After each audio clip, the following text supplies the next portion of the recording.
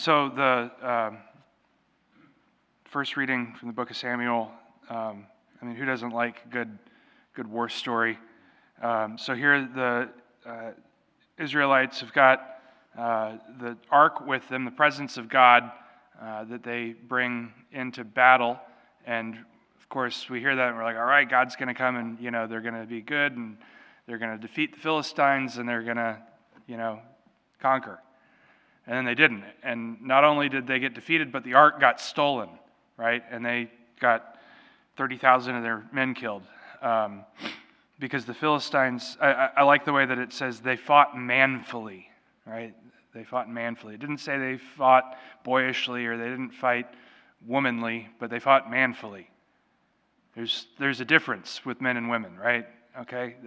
I know that's unpopular these days to say that, and that can get you canceled if you're a college professor or something. But there is a difference, right? And men and women have different roles. So they fought manfully. But the Israelites didn't. They fell.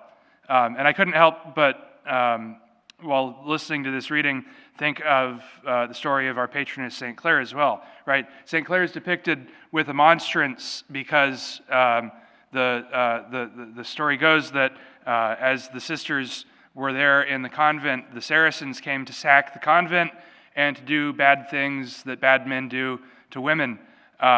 And St. Clare, in an attempt to ward off this attack, went to the chapel, retrieved the Blessed Sacrament, and came and held it out the window as the Saracens attempted to climb up the walls of the convent, and she repelled the attack with the presence of God. So we see a difference in the Ark of the Covenant, which was the presence of God figuratively, and the presence of God in the Eucharist really and truly. That indeed God is present in times of battle, in times of war, and we think of that particularly as spiritual warfare, right? That God is present in spiritual warfare, that He may manfully do battle against the devil, right? After the crucifixion, before the resurrection, that's what Jesus was doing. He was harrowing hell. He was doing battle against the devil. Right? We see the image of St. Michael the Archangel. He has a sword, right? Swords have, well, I guess sometimes they're used ceremoniously, but the purpose of a sword is to dispatch somebody, right? Is to, right?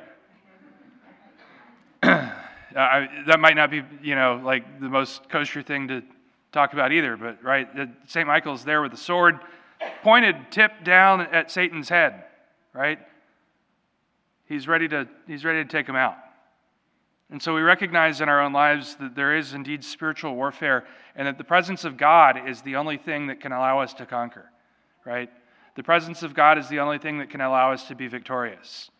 Because we may try our best with our human power, we may try our best with our will, we may try our best with whatever it may be to try to overcome evil, but we can't overcome it on our own.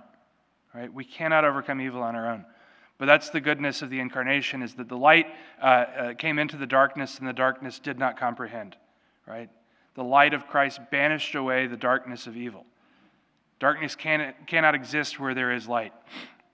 And so we recognize indeed the presence of God in our lives, and that we must indeed trust in Him. We must trust Him, and we must do His will. We must strive to conform ourselves more and more to Him, even if that means taking things away in our lives, right? Even if that means denying ourselves something that's good even, right? That's why we fast, so that we can more consciously focus on doing the will of God in our lives. So as we continue with this Holy Mass, let us ask that the Lord may manifest His presence to us, and that we may recognize in the Eucharist, which we're about to receive, that He gives us that presence so that we may go out into the world and we may conduct ourselves in that spiritual battle so that indeed His will may be done and He may conquer the evil one.